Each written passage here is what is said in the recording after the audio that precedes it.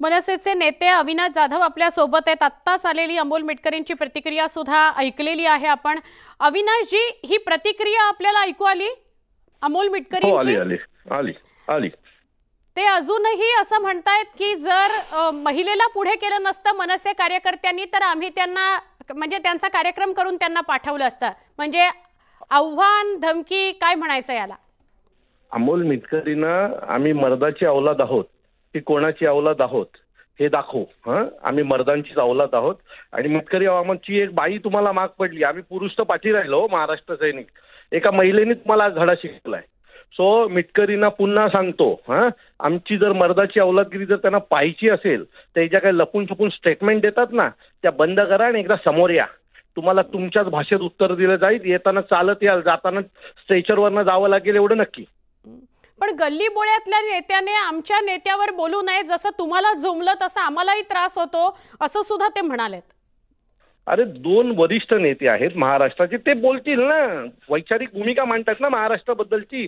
तू कशाला नाक खुपसतो दरवेळेला? बाकीचे नेते नाही आहेत का या पक्षामध्ये? दरवेळेला काही घडलं मनसेकडून की हात येतो काळ्या डांबर आणि बडबड करतो। या काळ्या डांबराला परत काळा डांबर जोपर्यंत फासत नाही ना तोपर्यंत महाराष्ट्र सैनिक गप बसणार नाही। मी पुन्हा तुमच्या चॅनलच्या माध्यमातून सांगतो, याला मर्दाची औलाद काय असते हे अमोल मिटकरीला जोपर्यंत शिकवत नाही ना तोपर्यंत आम्ही गप्प बसणार नाही। आता त्याचा लढा आता सरळ आमच्याशी आहे। पक्ष राहू द्या बाजूला, अमोल मिटकरीला जोपर्यंत जोडणार नाही ना तोपर्यंत आम्ही गप्प बसणार नाही। पण अविनाश जी, आता सगळ्या कार्यकर्त्यांवर ते FIR करणार आहेत म्हणतायत, CCTV घेऊन आम्ही पोलीस स्टेशनला जातोय आणि मी अजून इथेच बसलेला आहे, मी नसताना हा हल्ला केला। अरे तुमच्या माध्यमातून सांगतो, मर्दाची औलाद आहे मग पोलीस कंप्लेंट कशाला करतो? समोर येऊन लढ ना आमच्याशी। त्या बायकांची कामं कशाला करतोयस? सो त्याला जे काय करायचे ते करू द्या। आम्ही FIR वगैरेला घाबरत नाही। आम्ही महाराष्ट्र सैनिक, ज्यावेळेला आमच्या महाराष्ट्र सैनिकांनी याचा विचार केला असेल त्यावेळेला त्यांना माहिती असेल आमच्यावर FIR होणार। सो आम्ही ते डोक्यात ठेवूनच कळलो होतो। पण मी पुन्हा सांगतो, अमोल मिटकरी मार खाणार आणि तो आमच्या हातूनच खाणार एवढं नक्की। पण अविनाश जी, तुम्हीच आता वाक्य वापरलं की दोन मोठे नेते होते, ते आपापसात उत्तर दिली असती, प्रतिक्रिया दिल्या असत्या किंवा टीका त्यांनी आपापसात केली असती, मग तुम्ही आक्रमक होऊन आज तुमचे कार्यकर्ते का त्यांची गाडी फोडायला गेले? अमोल मिटकरींच्या अमोल मिटकरींनी काल जी काही स्टेटमेंट दिली आहे ना त्याच्यावर आमच्या लोकांची प्रतिक्रिया आहे। आम्ही अजितदादांच्या स्टेटमेंटवर प्रतिक्रिया दिली आहे का? कोणी दिली का आमच्या पक्षात? नाही दिली आहे। ते दोन मोठे नेते ते त्यांची भूमिका मांडतात जी महाराष्ट्राच्या हिताची असेल आणि किंवा नसेल, ज्या काही गोष्टी असतील। मिटकरी का दरवेळेला येतो? मागच्या वेळेलाही ते याचं झालं, चित्रपटाचं झालं, त्यावेळेला हा मिटकरी नाक खुपसायला आला। त्याला सवय आहे हो, म्हणून हा मार खातो दरवेळेला। यांनी आज पहिल्यांदा आमचा मार नाही खाल्ला, याच्या गावात त्याला अनेक वेळा मारलेला आहे मिटकरी लोकांनी। हो अविनाश जी, असे सोबत राहा सूरज चव्हाण सुद्धा आहेत राष्ट्रवादीचे, त्यांच्याशी बोलूया। सूरज जी, जी भाषा अमोल मिटकरींनी वापरली त्याचा हा परिणाम आहे म्हणून ही गाडीची तोडफोड झाली आणि त्यांना सुद्धा भेटायला सगळे कार्यकर्ते गेले होते अशी प्रतिक्रिया येते मनसेकडून।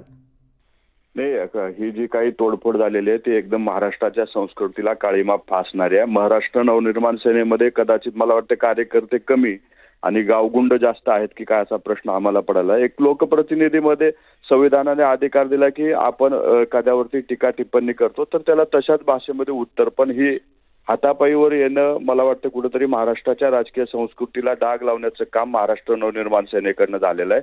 आणि महाराष्ट्र नवनिर्माण सेनेनं असंही समजू नये की राष्ट्रवादी याला उत्तर देऊ शकत नाही, परंतु आम्ही एक संस्कृती जपतोय याचा अर्थ असा कमजोर नाहीयेत असं त्यांनी लक्षात ठेवलं पाहिजे। लोक मोठे नेते काय बोलतात हे जाऊ द्या, पण आपण कार्यकर्ते म्हणून कुठली तरी एक भूमिका सामंजस्याची घेतली पाहिजे। आणि अमोल मिटकरीने स्वतःहून सुरुवात नव्हती केली, त्यांच्याच नेत्यांनी आमच्या पक्षावरती किंवा आमच्या नेतृत्वावर टीका केल्याच्या नंतर प्रत्युत्तर दिलं होतं। तुमचे नेते आमच्या नेत्याबद्दल बोलल्यावर आम्ही कसं ऐकून घेणार? त्याला उत्तर तर भेटणारच ना। नाही,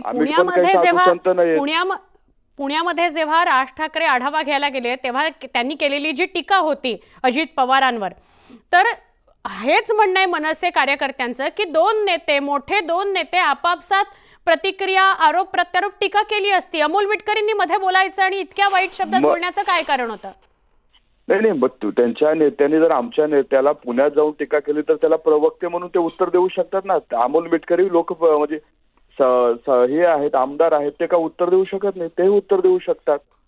पक्षाचे अधिकृत प्रवक्ते आहेत, ते पक्षाची भूमिका मांडू शकतात आमच्या नेतृत्वावर कुणी टीका केली तर। पण अशा पद्धतीची प्रतिक्रिया दिली आहे मिटकरींनी, सूरजजी, आत्ता जी प्रतिक्रिया अमोल मिटकरींनी दिली आहे त्यावर सुद्धा मनसे कार्यकर्ते आक्रमक झालेत. अविनाश यांनी मनसे नेते अविनाश जाधव यांनी म्हटलेलं आहे की आता जोडल्याशिवाय अमोल मिटकरींना त्यांच्या तोंडाला काळं फासल्याशिवाय त्यांना सोडणार नाही. महाराष्ट्र नवनिर्माण सेनेच्या पदाधिकाऱ्याला सांगतो, राष्ट्रवादी काँग्रेस सुद्धा जशाच तसं उत्तर द्यायला सक्षम आहे. त्यांनी सुद्धा असं कमजोर समजू नये. जशाच तसं उत्तर देण्याची ताकद राष्ट्रवादी काँग्रेस पक्ष सुद्धा ठेवतो. आणि मनसेचं आहेच काय हो, मरण येत नाही म्हणून जिवंत असलेला पक्ष आहे. याला कोण आम्ही विचारतो. पण ह्यांनी लक्षात ठेवावं, जर आमच्या पक्षाच्या कुठल्याही नेत्याला हात लावायचा प्रयत्न केला तर जशाच तसं उत्तर आमच्याकडनं पण मनसेला सुद्धा दिलं जाईल. बर सूरजजी, आता आपल्याकडनं FIR दाखल होणार आहे का? आपण तक्रार करणार आहात का हा सगळा प्रकार घडला त्याच्याबाबत? 100% त्याच्यावर कायदेशीर कारवाई केली जाईल. एका लोकप्रतिनिधीला जर अशा पद्धतीचं वागणूक महाराष्ट्रात देत असेल तर अशा गुंडांना चोप देण्याचं किंवा त्याला कायदेशीर कारवाई करण्याचं काम आमच्याकडनं केलं जाईल. सूरजजी, धन्यवाद माहिती दिलीत आणि संवाद साधलात न्यूज 18 लोकमतशी, त्याबद्दल. संदीप देशपांडे, अविनाश जाधव, उमेश पाटील, सूरज चव्हाण हे सगळे न्यूज 18 लोकमतवर बोललेले आहेत. 2 राष्ट्रवादी काँग्रेसचे पदाधिकारी आणि 2 मनसेचे पदाधिकारी यांनी एकमेकांवर आरोप प्रत्यारोप केलेले आहेत. आव्हानं प्रति आव्हानं दिलेली आहेत.